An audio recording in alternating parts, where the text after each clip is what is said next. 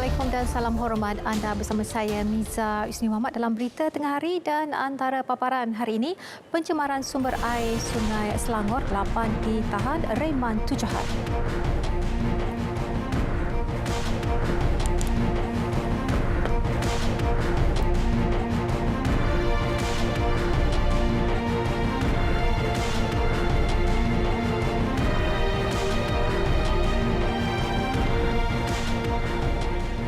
Seorang pemilik syarikat dan seorang pengarah syarikat serta 6 pekerja dikenakan perintah reman 7 hari oleh Mahkamah Magistrate Selayang bagi membantu siasatan kes pencemaran sumber air di Sungai Gong, Rawang. Perintah reman dikeluarkan Magistrate Nik Muhammad Fadli Ni Azlan bermula hari ini hingga 28 Oktober hadapan.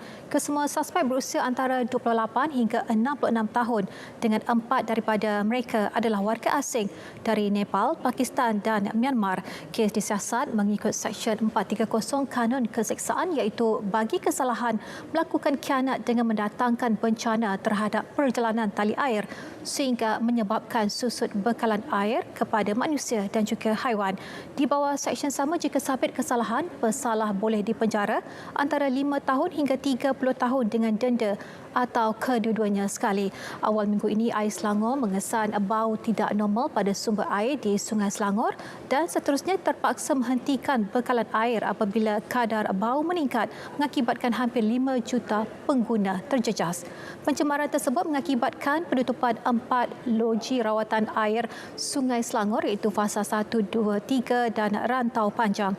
Siasatan awal mendapati bau dikesan berpunca di alur Sungai Gong Rawang dan disyaki bermula dari sebuah syarikat membaiki dan menjual jentera pembinaan. Susulan itu, polis menahan 2 lelaki dipercayai pemilik dan pengarah syarikat terbabit termasuk 6 pekerja mereka.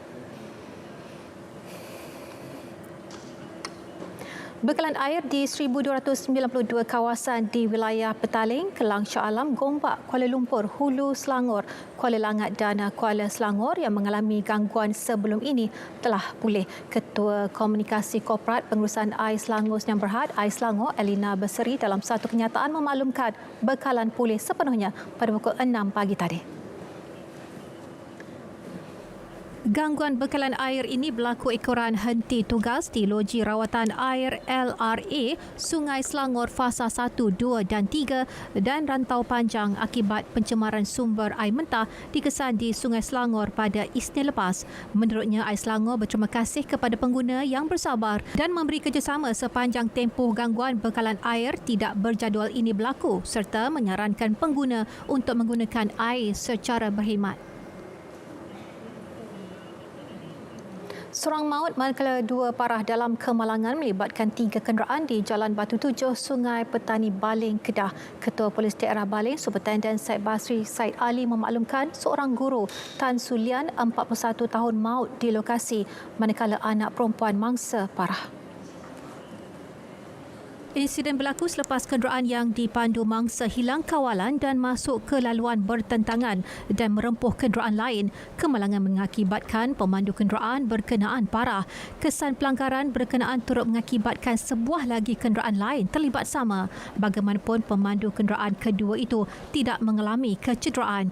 Kes disiasat menurut Seksyen 41-1 Akta Pengangkutan Jalan 1987. Seorang wanita maut selepas dipercayai terjatuh dari bangunan sebuah hospital di Kota Kinabalu malam tadi. Mayat wanita berusia 63 tahun itu ditemukan anggota rela yang bertugas sekitar 9.15 minit malam. Kemalangan itu disahkan Ketua Polis Daerah Kota Kinabalu ACP Habibi Manjinji ketika dihubungi RTM di Kota Kinabalu. Polis menerima panggilan kira-kira 9.30 malam tadi. Siasatan lanjut masih dijalankan bagi mengetahui punca kejadian. Siasatan awal mendapati semasa kejadian anggota rela bertugas yang sedang melakukan rondaan terdengar bunyi yang kuat sebelum menemukan mayat mangsa. Mangsa merupakan pesakit di hospital berkenaan.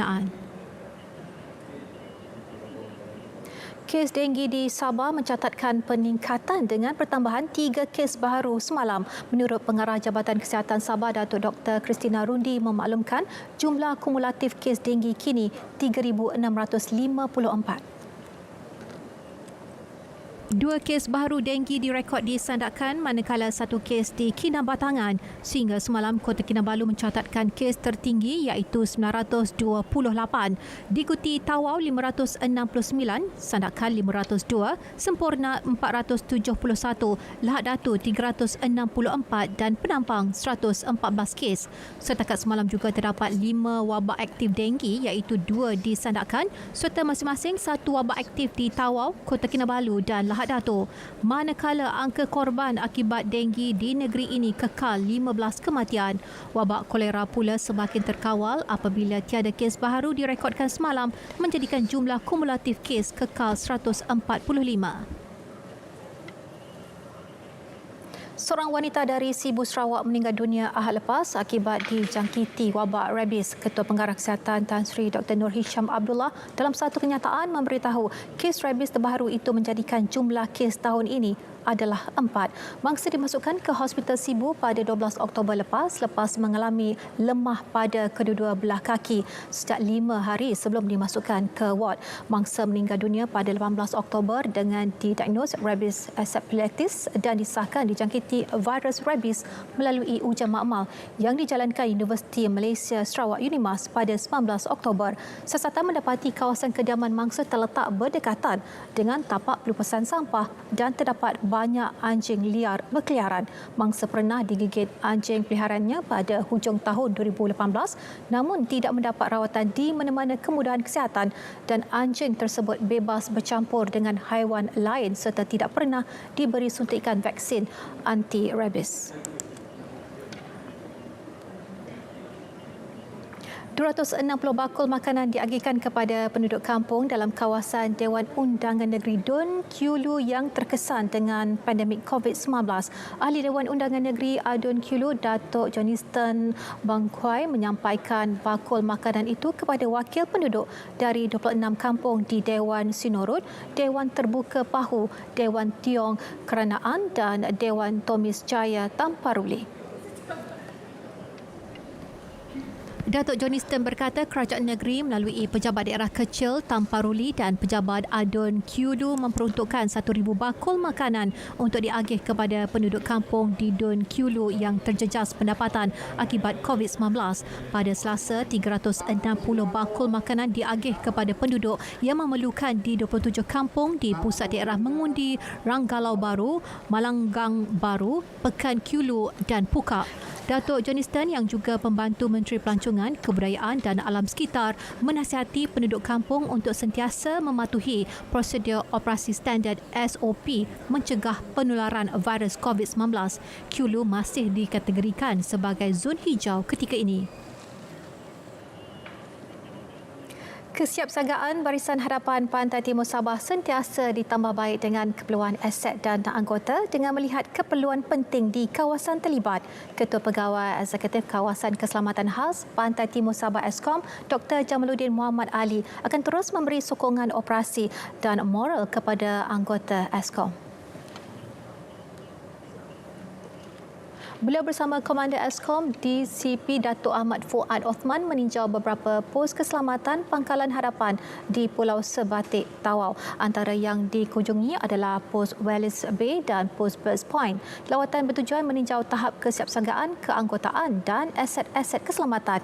Ia juga bertujuan memberikan sokongan moral agar mereka dapat menjalankan tugas dalam suasana yang kondusif. Dr. Jamaluddin turut diberi taklimat mengenai skop tugas dan kawasan tanggungjawab pengoperasian pos-pos hadapan selain turut menyampaikan sumbangan sebagai tanda penghargaan dan sokongan terhadap khidmat bakti dan pengorbanan anggota keselamatan.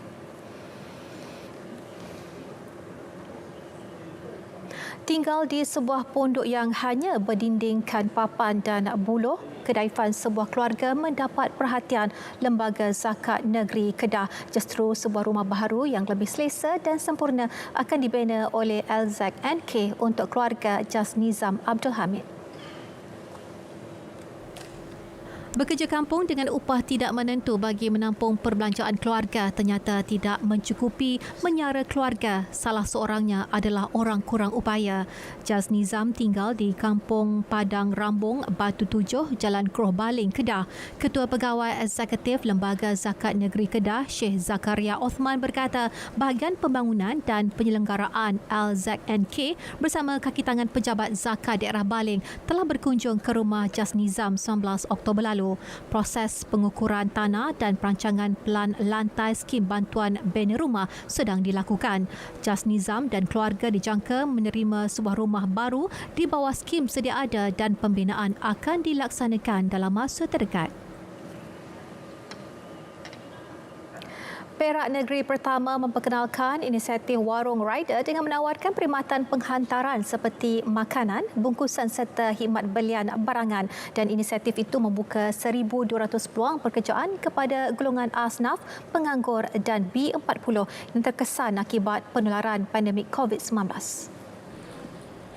Esko Belia Sukan Komunikasi dan Multimedia Negeri Khairul Syaril Muhammad berkata program ini merupakan salah satu inisiatif penjana gig di bawah penjana yang diumumkan Perdana Menteri Tan Sri Muhyiddin Yassin 5 Jun lepas. Mungkin ada di kalangan mereka yang terjejah dengan keadaan COVID-19 baru-baru ini, ya, dari segi kehilangan kerja atau mungkin kehilangan peluang-peluang pekerjaan dan sebagainya, dari segi halangan ini, dan juga kita juga sebenarnya ingin membantu usahawan-usahawan kecil dalam memasarkan produk mereka, dan juga kita membantu semua pihak dalam memastikan proses penghantaran segala perkara dapat dilaksanakan dengan baik.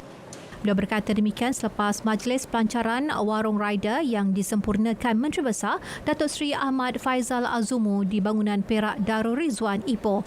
Buat permulaan 480 jawatan kosong ditawarkan melibatkan 24 parlimen di Perak.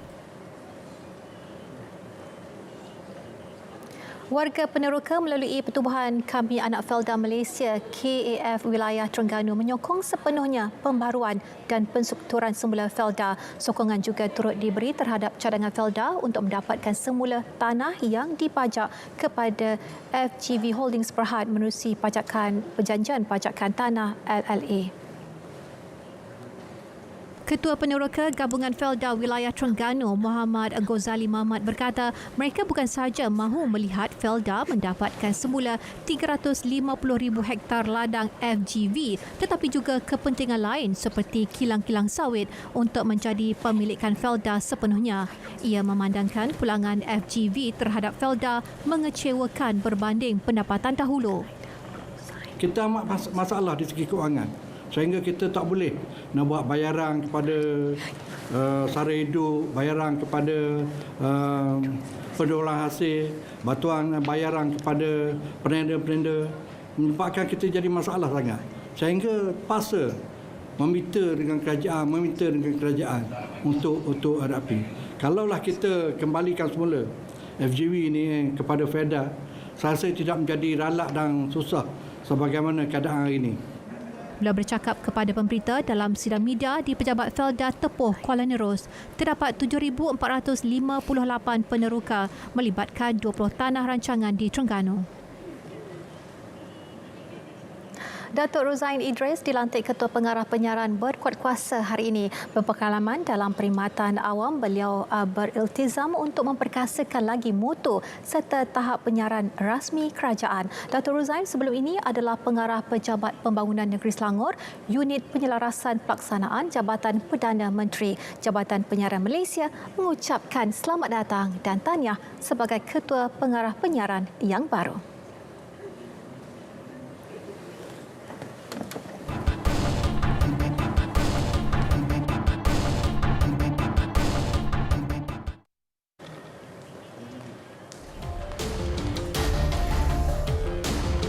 Bank Islam berjaya menerbitkan bahagian ketiga sukuk murabahah bernilai 700 juta ringgit dan dalam kenyataan Bank Islam memaklumkan instrumen itu merupakan sukuk subordinat kedua diterbitkan tahun ini di bawah program sukuk murabahah dengan nilai keseluruhan 10 bilion ringgit. Sukuk tersebut dikategorikan sebagai modal kawal selia aras 2 dalam mematuhi rangka kerja kecukupan modal bagi institusi pembankan Islam seperti digariskan Bank Negara Malaysia. Penebusan boleh dibuat pada nilai nominal penuh setelah tempoh matang atau pilihan pembelian pada tahun kelima terbitannya. Sukuk murabahah subordinat ini juga telah mendapat penarafan A1 oleh RAM Ratings. Bahagian pertama sukuk tersebut telah diterbitkan pada November 2019 bernilai RM300 juta, diikuti bahagian kedua pada 26 Mac lalu berjumlah RM400 juta.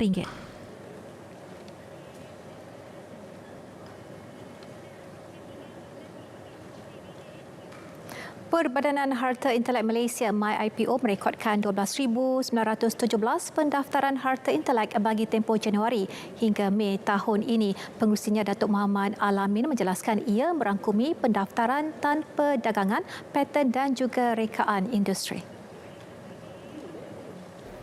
Jelasnya, kesedaran mengenai kepentingan mendaftar harta intelek perlu diterapkan bagi melindungi rekaan atau inovasi pencipta. Kita kena pelihara hak kita. Jangan sampai ditiru, diciplak oleh orang lain. Kerana jika berlakunya peniruan, ciplak, pelanggaran hak, apa yang berlaku? Mereka akan rugi. Kalau mereka berniaga, mereka akan rugi berlipat kali ganda lagi. Jadi datanglah dan daftarlah kepada MyIPO supaya mereka akan dapat berniaga, mereka dapat memasarkan produk mereka dengan lebih terlindung dari segi perundangan. Perkhidmatan kaunter MyIPO di kawasan Perintah Kawalan Pergerakan bersyarat dibuka seperti biasa buat masa ini. Namun pelanggan digalakkan berurusan secara dalam talian menerusi laman sesawang MyIPO. Bursa Malaysia mencatatkan peningkatan kepada sesi pembukaan didorong aktiviti belian saham berwajaran rendah termasuk sektor penjagaan kesihatan. Pada 12.13 tengah hari, Bursa Malaysia susut 1.39 mata kepada 1,491.01 mata. Antara saham aktif, Lambo naik setengah sen kepada 3.5 sen, DGSB susut 3.5 sen kepada 19.5 sen, Iris naik 2.5 sen kepada 29 sen. Jadi bagi saham yang mencatatkan keuntungan tinggi pula antaranya Harta meningkat 36 sen kepada RM18.20 sen, Panami bertambah 34 sen kepada RM28.84 sen, JF Tech naik 24 sen kepada RM4.53 sen.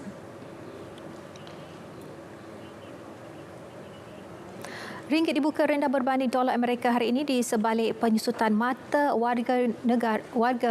penyusutan mata wang negara itu susulan peningkatan semula minat terhadap risiko. Pada 12 tengah hari tadi, ringgit diniagakan pada 4.147 berbanding dolar Amerika. Berbanding dolar Singapura pula ringgit disebut pada 3.057 dan berada pada 3.959 berbanding yen. Ringgit diniagakan pada 5.442 berbanding pound sterling dan disebut pada 4.910 berbanding euro.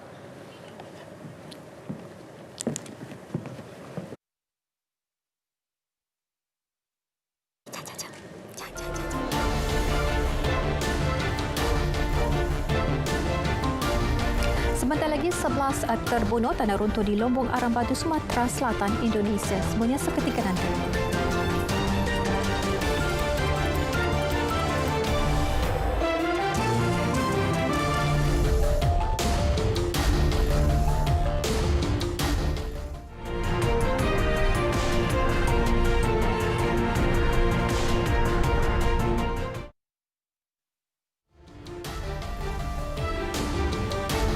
Tanah runtuh di Lombong Arang Batu di wilayah barat Sumatera Selatan, Indonesia petang semalam meragut 11 nyawa. Kejadian berlaku di sebuah lombong haram.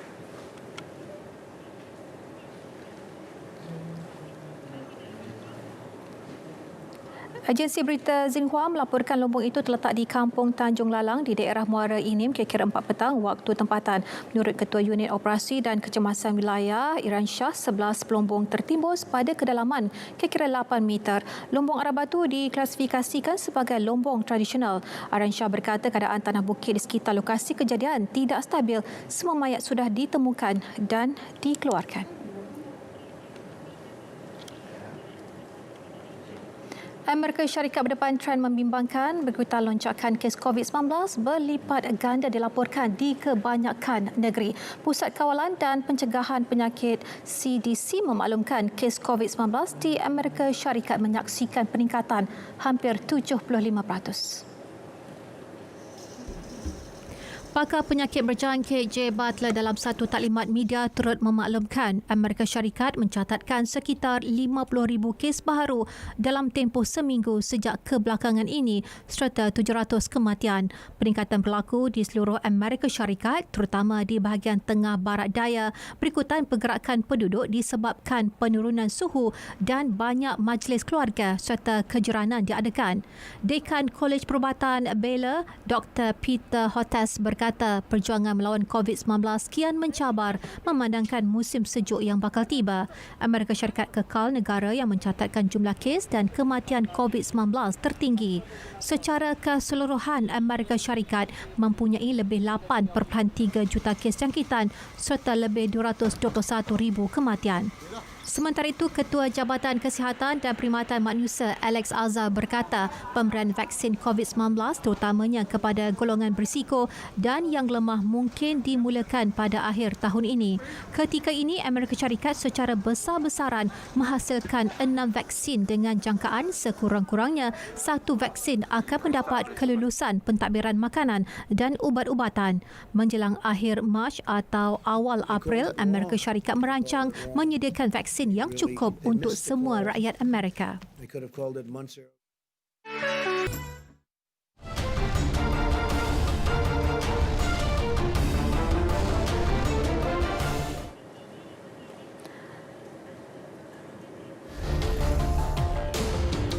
Liga Juara-Juara Eropah, dua jaringan pemain sayap Kingsley Coman membantu Bayern Munich membelasah Atletico Madrid 4-0 dalam perlawanan pembukaan kumpulan A awal pagi tadi.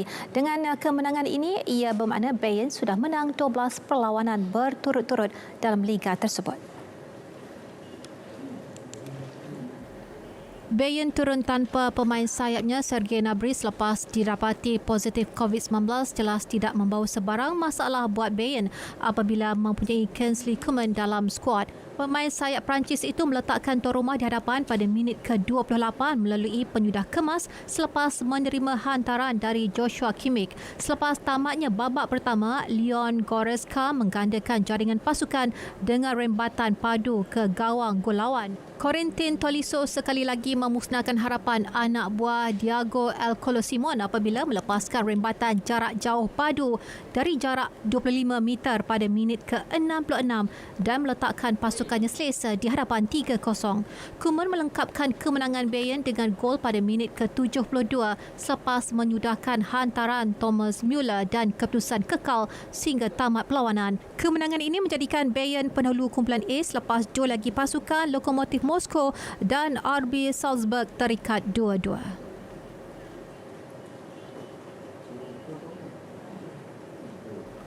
Sementara itu, dalam aksi kumpulan C, dua wakil England, Liverpool dan Manchester City memulakan Liga Juara-Juara dengan cemerlang selepas mencatatkan kemenangan pada perlawanan sulung masing-masing. Susulan kehilangan khidmat Virgil van Dijk dan Joel Matip akibat kecederaan pengendali Liverpool, Jurgen Klopp telah meletakkan Fabinho di posisi pertahanan tengah dalam kunjungan ke Johan Cruyff Arena itu.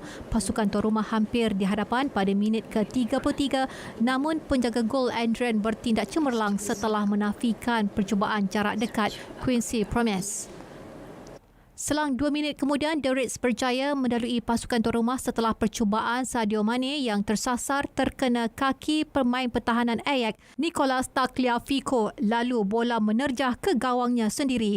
Memasuki babak kedua, Ajax dan Liverpool berusaha keras untuk mengubah kedudukan, namun usaha yang dilancarkan tidak mampu untuk menambah jaringan lalu memberikan 3 mata penuh buat The Reds.